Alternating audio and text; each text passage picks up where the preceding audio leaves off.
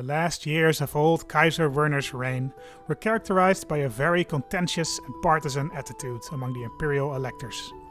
Divided into two camps, pro-Habsburg and anti-Habsburg, right up until his death it was unclear whether Werner would be succeeded by his unpopular son Reinhard or by one of the compromise anti-Habsburg candidates, Gottfried Wichrige, then Dieter Wichrige, and later Gebhard of Tyrol. In order to garner some support with his ecclesiastical electors and some popularity in the realm as a whole, Werner decided to join in the Finnish Crusade. There might have been a more sinister motive as well. Traumatized as he was by the Brothers' War, Werner might have preferred his vassals' levies to die in the cold Finnish forests, rather than in another devastating civil war. The overwhelming imperial numbers proved no match for the Finnish chieftains, and before long the troops of the Holy Roman Empire had carved a Christian kingdom out of the tribal land. Laden with loot and prestige, Kaiser Werner returned home in triumph, leaving his daughter Mechthild von Habsburg the new Queen of Finland. While that did help to sway some electors, Werner's succession was still in peril. Much of this can be blamed on the unlikable character of his son and the other members of his family. Reinhard was deceitful, fat, and a well-known coward with few notable skills. Still, he was the best Habsburg candidate in a family that had grown complacent and had neglected its education. When Reinhard fell ill with pneumonia, House Habsburg held its breath, and the electors switched to Gebhard von Tyrol almost unanimously. But Reinhard pulled through, and the precarious race continued. When his father Werner, now in his 70s, fell ill from what was most likely a form of cancer, he made a point of appointing his lackluster son Reinhard as his regent, in an attempt to get the lords of the realm to accept his son as their rightful ruler. Reinhard, desperate for prestige, decided to press the claim of Moses Arpad, a member of the royal house of Hungary, who had fled to the Habsburg. Marching his troops into Hungary, he quickly subjugated the divided kingdom, but his lords saw the ploy for what it was, and were not impressed by his victory over such a pitiable foe. What ended up securing Reinhard's election in the end was a much more sinister plot, the assassination of the anti-Habsburg candidate Gebhard of Tyrol. Whether it was his bedridden father Werner who had ordered the murder, or Reinhard himself is unknown, but whoever ordered it, the Duke of Tyrol died. Just 2 weeks after the death of his rival, before the anti-Habsburg electors could coalesce around the next compromise candidate, Kaiser Werner von Habsburg died in his bed. The timing was very convenient for Reinhard, who was elected in a landslide by Habsburg loyalists, while the anti-Habsburg camp failed to coordinate around a single counter-candidate. By a hair's breadth, the House of Habsburg had managed to keep their throne, but would the incompetent Reinhard manage to keep it? Ladies and gentlemen, welcome back to JGL Gaming and welcome back to episode 10 of the Habsburg playthrough. Yes, we are back with CK2 and it's been quite a long time since I've recorded anything because, well, you guys have seen why. We've been doing the Seven Kingdoms playthrough and I think I said it before, but I like to edit those videos quite quickly after we actually play the game, because we can then sort of incorporate you guys' feedback into the next session. And those games actually have been a lot of fun. The Seven Kingdoms one, I feel like it's been quite in a sense it's been like a sequel to Highlights on the Rise, and I think it's been kind of the same like style, and I've really enjoyed those. But we haven't recorded a new multiplayer video this week, and I'm not quite sure if we will actually continue with the Seven Kingdoms series because we have some other plans. More on that later. But in the meantime, I might as well record another Crusader Kings 2 video. Why not? Because we are only at episode 9 of this series, although we are doing we have expanded quite a bit already.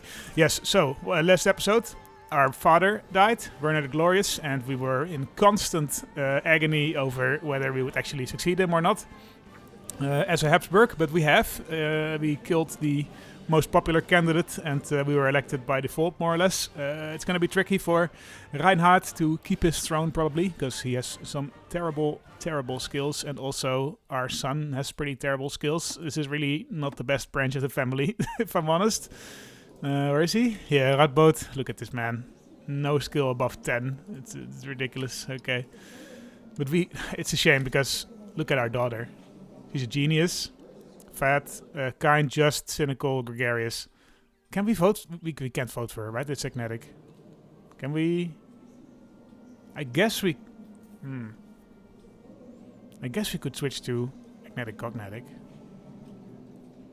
But she's probably married, right? She's betrothed to the Duke. Yeah, so she eventually will get kids.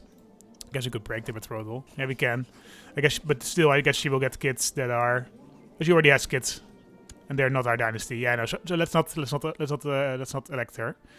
That's fine though. Okay, so I have appointed a couple of new councillors. We have still got a ton of money from the Crusade in Finland, which we are going to spend this episode. And I think we also need to spend some time keeping the realm together, because I'm pretty sure we're not very popular at the moment. Let's have a look at our vessels. Well, we are... not terrible, I suppose. Most of these guys are above 0 at least. Let's sway the King of Bohemia a bit.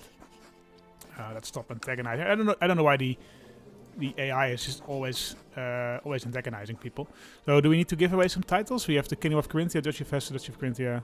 We have 2 duchies, so that's fine, I suppose. I think we will keep the Duchy of Corinthia for now. Oh, these are bowman retinues. I don't want those. Oh, actually, we have money, and I also just before starting the recording, we can actually go another level in military organization. Removes the pagan homeland attrition penalty. Oh yes, please. And we have before we started recording, I upgraded military organization already 1 level. So this is 2 levels. So that means we can hire a lot more retinues probably. Yeah. But let's get some more knights in here. They're very expensive, but we have a lot of money now from the Crusade. So that cost us like 1,500 gold, and it's going to cost us more because they need to reinforce. So we're going to lose that money quickly, but that is fine. Let's upgrade the Kaisersburg. Did we start on... we started on the Grand University. That's great. That's good stuff. Is this... Do I hold this personally? No. You should grab this. You try to grab this. But I won't do it just now, I don't think. No, let's hold off, because our vessels don't really like us much at the moment. And I kind of just want to just revoke this. And you will get a -15 opinion malice for all your vessels. But we cannot really use that now. But if we are a bit more popular, we can just take this. Because people, I don't really see people do this often. But it's only -15, and it's only for a few years. So it's really not a huge penalty. But you can just take titles from vessels without asking. Like, it's possible. Like, create the treasury, great, yeah. Okay, so I also picked theology focus, or maybe the AI did, but I think I will keep it, because Reinhard will need all the help he can get, right? He needs good trades, he needs people to like him. Let's see the realm prosper. Oh yeah, and also let's keep an eye on France. Can we press the claim for France? Claim France. Our courtier, this man. We can press his claim for him. Ooh. I mean, I kind of want to do that. You give this man some land? County of Villach. And the Duchy of Corinthia.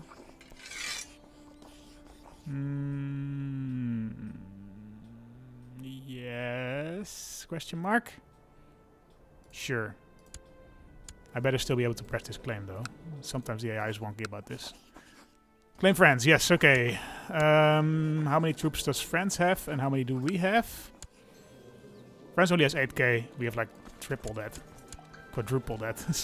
6 times that. Yes, people. We're gonna do it.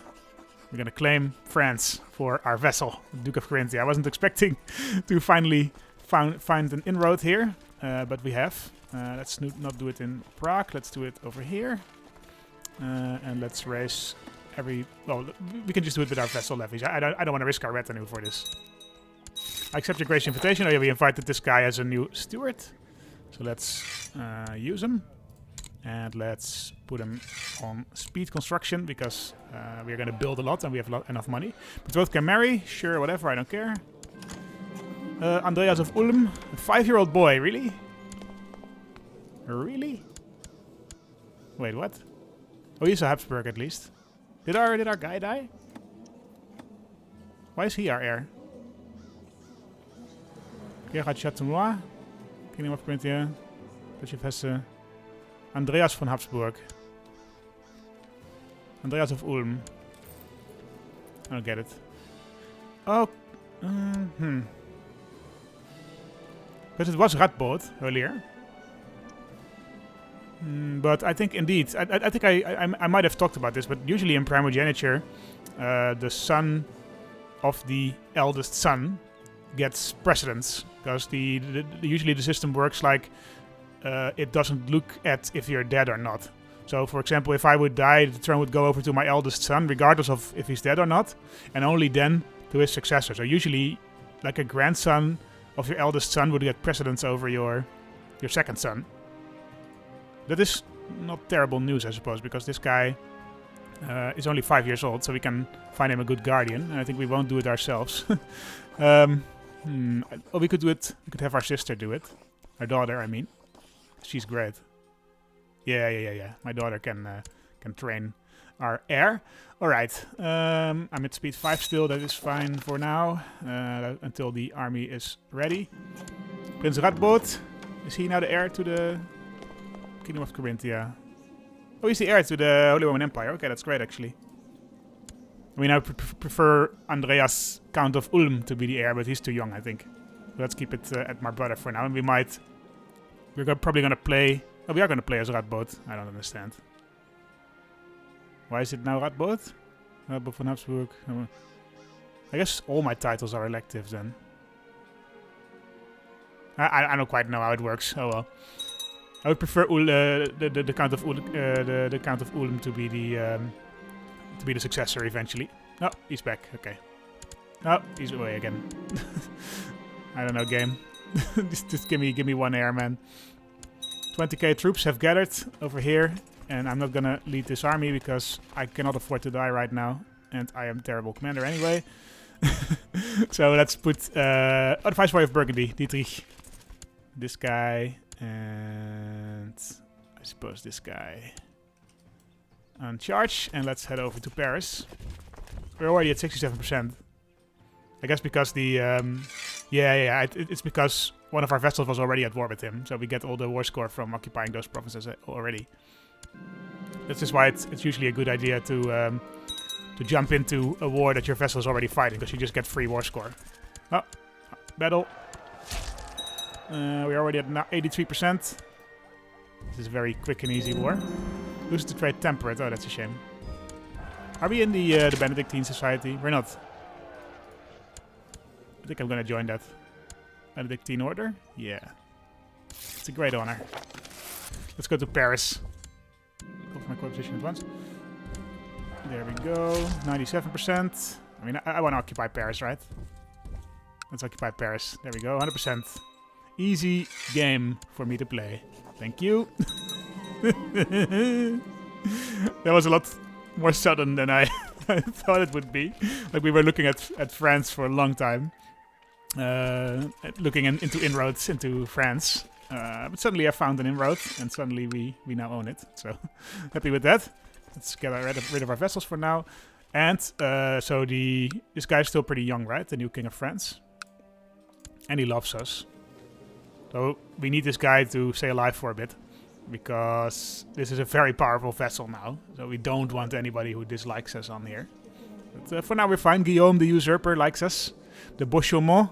Look at this map, man. We are getting closer and closer to forming the Roman Empire.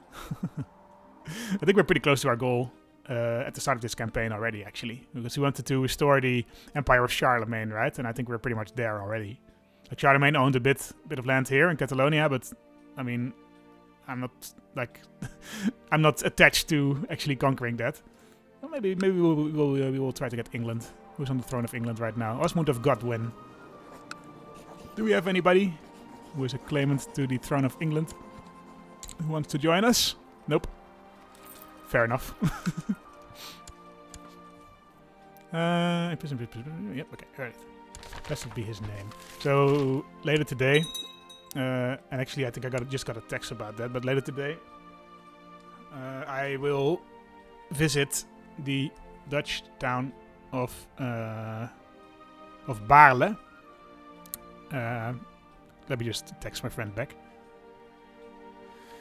which is a great town to visit. For one, because there's an excellent brewer there, one of the best ones in the Netherlands, in fact, dochter van de korenaar.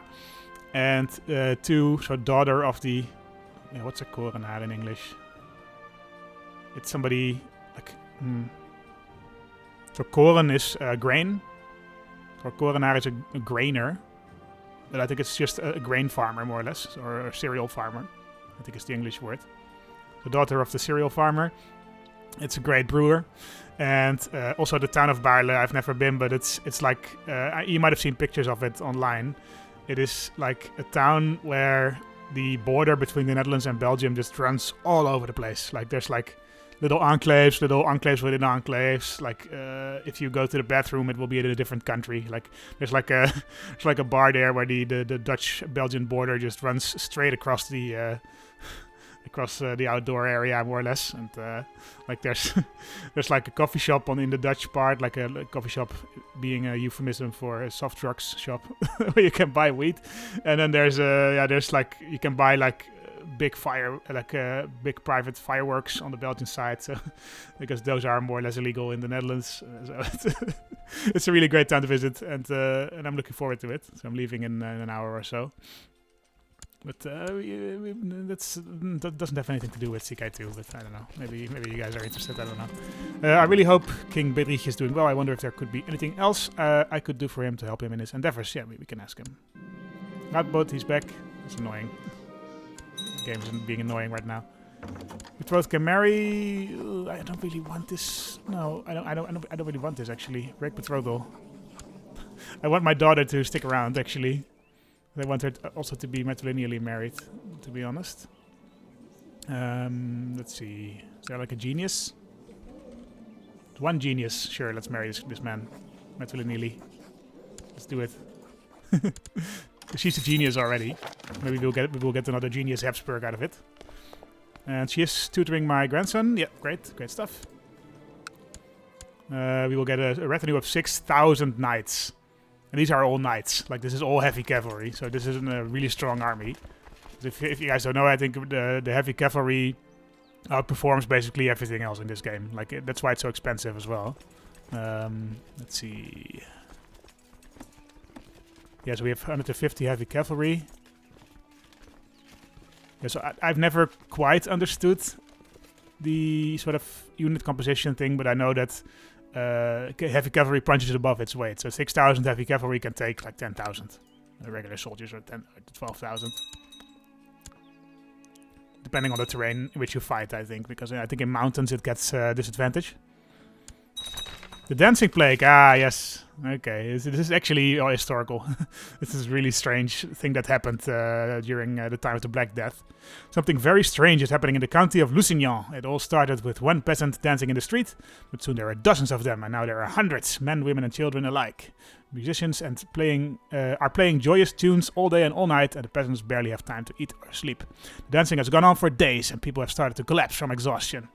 It seems as if the dancing is spreading at an alarming rate, with groups of dancing people setting off in the direction of other towns. Okay, so this is an actual epidemic. Here it is. The Dancing Plague. I think it's probably not dangerous, right? Do you have the Dancing Plague, sir? A Flaming Gap. He has Satan in his backyard, but he doesn't have the Dancing Plague. This is truly an unprecedented situation. And Lusignan, I recognized that county because the kings of Jerusalem. So you had Godfrey of Bouillon, who most people will know as sort of the first. Well, he didn't call himself king, but the first leader of Jerusalem. Then you had the Baudouin of Flanders, and eventually the dynasty of the Lusignans took over as kings of Jerusalem, and they ruled it for the longest time by far. None of those guys are really good kings. They were all like they ruled from Cyprus for a bit, and they were sort of the dynasty that ruled in sort of the later part of the Crusading era, more or less. So that's why I recognize that county name. It's really an unprecedented situation. Oh, my kinsman died. We inherited the Kingdom of Burgundy. Let's hand that out to somebody else. We have the Duchy of Burgundy. I guess we could give it to this girl, this woman. Because that means we will break her off from France, so France will be a little bit weaker. Yeah, I think that's probably a good strategic play. Here you go. The Queen of Burgundy, Viceroy Berenger the Bold. Vicereine Berenger the Bold of Burgundy. Very good.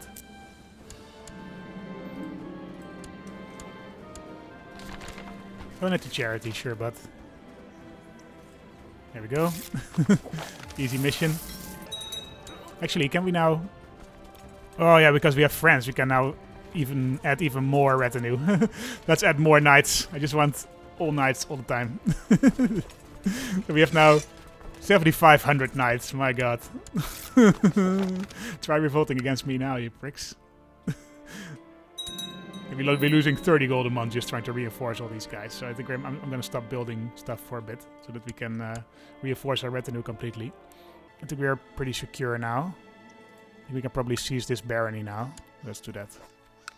Yes, please give me your barony, sir. We only accept your decision. Great stuff. Alright, so we have the second barony. Let's upgrade that one. And our vessels won't like it, but, well, they're going to have to suck it up. And I'm in a pretty strong position now that I have Guillaume de Beauchaumont as a loyal vessel. He's a very strong guy.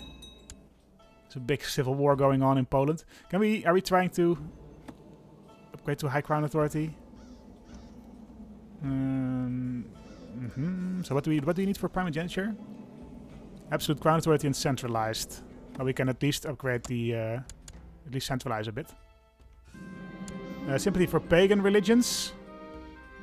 Nah. These heathen... this heathen stuff doesn't interest me.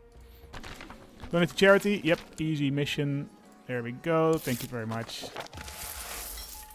Praised be God. Charitable. Great. Good stuff. And we already, like...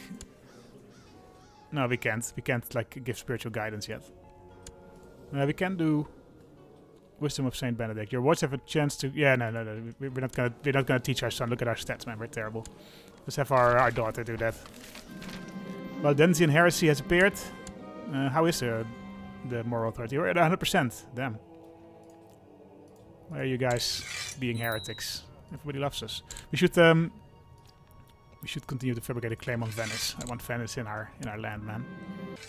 6,000 raiders. Where are you even from? Sox host. I guess it's just an adventurer group or something. I guess probably from Cumania. Look at how big Cumania is, man. It's like... That's massive. And the Cumans... well, I've talked about it before, but I think I will do a playthrough of Kingdom Come Deliverance. And I think the Cumans are in there. They were sort of... Well, you had the Magyars. The Magyars eventually formed Hungary. But then there were other steppe people also coming in after that, after Hungary was formed. And one of those groups were the Cumans, I think. I think that's how it works. And they show up in Kingdom Come Deliverance, that game.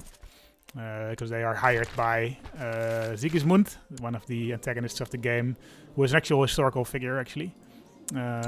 Sigismund, I think he was one of the better emperors of the Holy Roman Empire.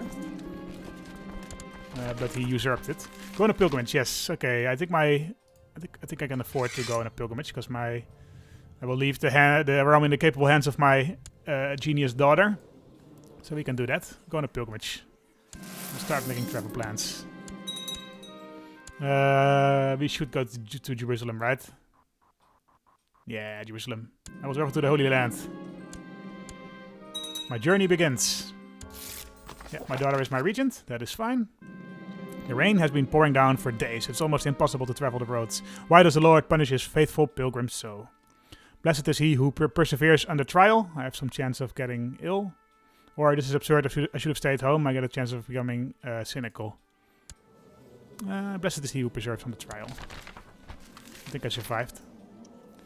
As you pass through a small village along the pilgrim's path, an old woman comes up to you. She has recognized you as a pilgrim and explains that her daughter and her family live close to your destination. They are suffering hard times and she asks you to bring them a large purse of money. Of course, I will help you secretly add some money of your own. Oh, that's nice. Yeah, we'll add some gold. During the last couple of days, you have made company on the road to the Holy Knight on his way to the same destination. You have lively and interesting conversations. You find that you have many things in common. How unexpected to make a new friend this far from home. Did we make a new friend? Where is he? This guy? Maybe. Yeah, I think so. He's a Holy Order man. Okay, good. You have finally arrived at Jerusalem. Passing by the Mount of Olives, you enter through the city gate and are immediately overcome by a feeling of having made a truly epic journey.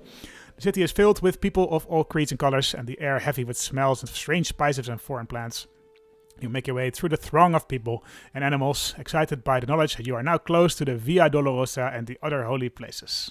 So the Via Dolorosa is the way of tears, so the way of crying. And I think it's the road between Jerusalem and Golgotha. And Golgotha was the hill where Jesus was crucified. I think that's right. I'm atheist, but I was raised Christian.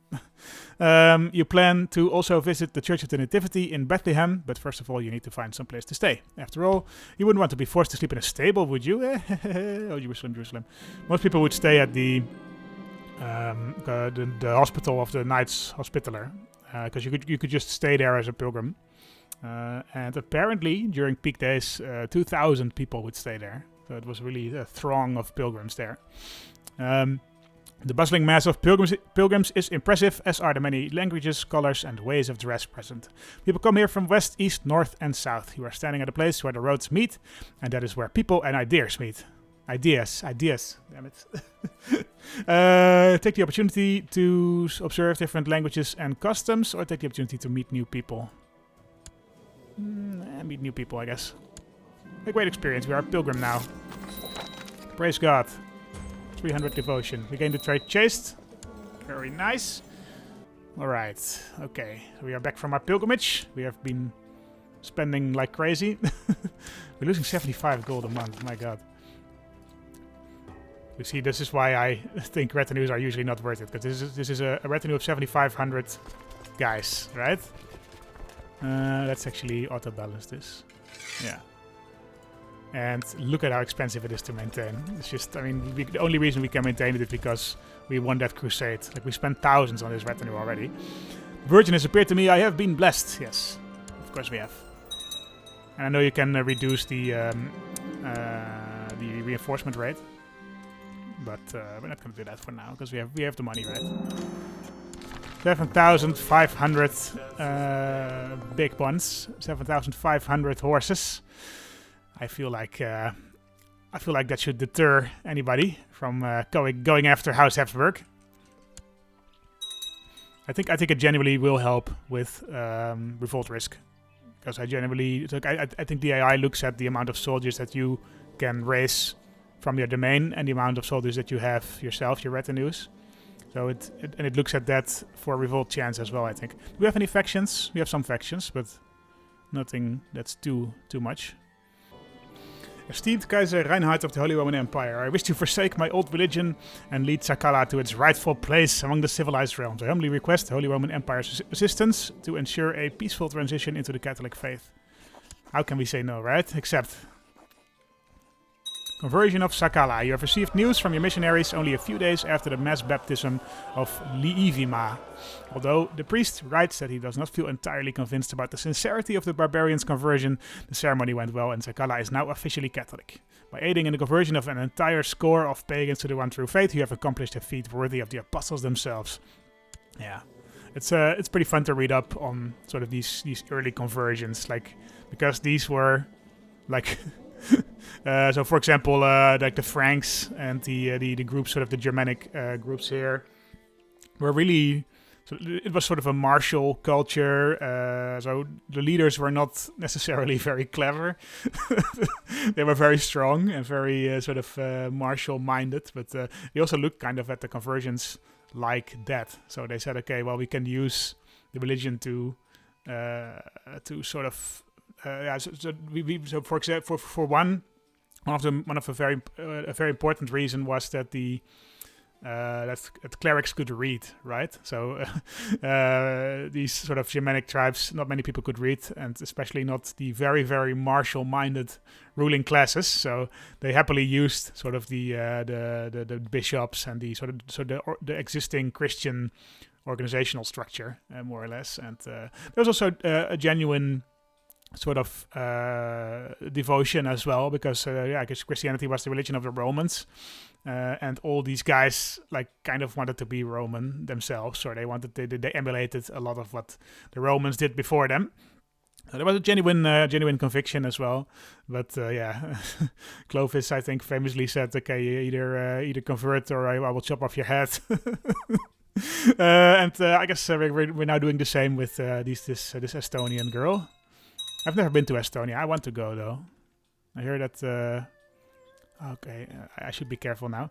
Riga, right? Riga, Tallinn, Vilnius. So I hear that Riga is very nice to visit in Estonia. That's in Estonia, right? I hope I don't insult any of my Estonian viewers. Although I don't think I have any.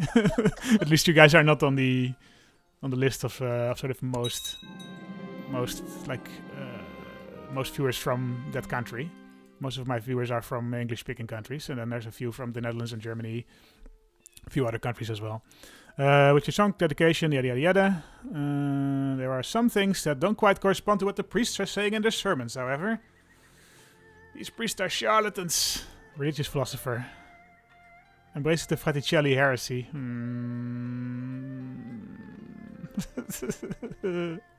Will I embrace it directly? Or will I embrace it sort of secretly? I'm gonna click this button. Okay, no, I'm embracing it. Create the Fraty Chelly papacy. Oh my god. Are we gonna do that? Everybody now hates us probably, right? Yeah, we should adopt the faith of the country that we're in, I feel. Convert to local religion. Oh shit, I can't be zealous. Oh my god. Did we make a terrible mistake? I think we might have. On the other hand, if there's anybody right now alive who could sway the Catholic faith into a different direction, it's us, right? Create the Fraty Chelly papacy. Let's do it. Rome, for centuries the center of Christendom, is in Fraty Chelly hands. This has given me an opportunity to create a Fraty Chelly papacy, which shall do away with the scandalous display of wealth that the Catholic papacy has long been guilty of. God is good. Oh my god, this is a terrible idea, but like, it's kind of fun. Whatever. we need something to switch it up. King of France, please become Fraty Chelly. Viceroy of Burgundy, please become Fraty Chelly. And that's pretty much everybody we can convert. Oh my god, we're gonna get a big revolt. We're gonna get a massive revolt. Oh well. We should try to sway the King of Italy as well. Like let's just have our most important vassals convert. The Pope is still our vassal, the Catholic Pope. We got a Jewish man. 26 intrigue. Okay, we're gonna need this man. We're gonna need him. Hello, sir. Welcome in my court. We're gonna need you. Please do your best to keep us alive. This was a terrible idea. But whatever. It feels good to mix it up, you know. The faithful prepare for war. A messenger approaches us with a letter from the Vatican from the Vicar of Christ himself. He is asking us to prepare our men to fight against the heathens and infidels to restore Christendom to the lost places of the world. The Pope wants to send our faithful Christian men against Jerusalem. The region is held by Mohammedan Sheikh Burak, and it is time to return it to Christianity once more. We're gonna get another... We're gonna get... Wait. Okay. My men are ready to Jerusalem, I suppose? I mean, we're gonna need the moral authority. So, Cologne. Hello, do you want to convert? Nope. I mean, we probably lost every single piece of goodwill we had. I mean, maybe people will vote for our son eventually now, because I think he's still Catholic. Let's have a look in our court. Let's just try to say, okay, adult, yes. And let's sort by opinion and see who we can convert without... Okay, almost nobody. Everybody thinks we're an idiot. Oh god. I mean, I guess... I guess our grandson is still Catholic, so I think maybe people will vote for him. I hope so. Crusade beneficiary not selected. No eligible beneficiary available. Okay. I guess we're gonna grab it ourselves. Convert to the Fraty Chelly faith forthwith. Can we now? We can't select them. We are Fraty Chelly now. So the Fraty Chelly, I did read up on them a little bit, and they are kind of the predecessor to the Franciscan order. The Franciscan order was by Franciscus of Assisi, like one of the more famous knights, the more famous saints, I feel. Patron saints of animals, of many animals at least. So you have Animal Day, which is like the 4th of October, which is Saint Francis Day. And he sort of proposed, and there were a lot of movements like this in medieval times. But he proposed to get rid of some of the more material aspects of the Catholic Church, because so it's more devoted to poverty and asceticism. We are violently opposed to church wealth and displays of opulence, and otherwise it's pretty much identical to Catholicism. So we are basically Protestants now, which I guess is fine. Although, oh yeah, actually. We have medium crown authority, right? Oh my god. Does that mean we can just... Only Catholic vessel... Oh my god, we can just revoke whatever we want. Okay. Well, we'll keep... we'll look at the factions, and if a faction becomes too strong, we will just revoke the title. But we need to keep our Catholic vassals somewhat on our good side, at least. We are sort of holding the realm together so far. I had expected a revolt already, but it's not here. Another war for France by Mathilde of Blois. Everybody is revolting against this man now. Mathilde, stop it. Simply cannot do it. Okay, well, that's a shame. I mean, I think he will probably be... Well, no, he won't be fine, actually. Can we imprison this girl? This woman? We can't. Okay, nobody is Fraty Chelly. We do hold 2 holy sites though, so we should eventually be fine, right? We should replace this man with the Fraty Chelly guy. Prince Archbishop of Salzburg. Yeah, you can be my court chaplain.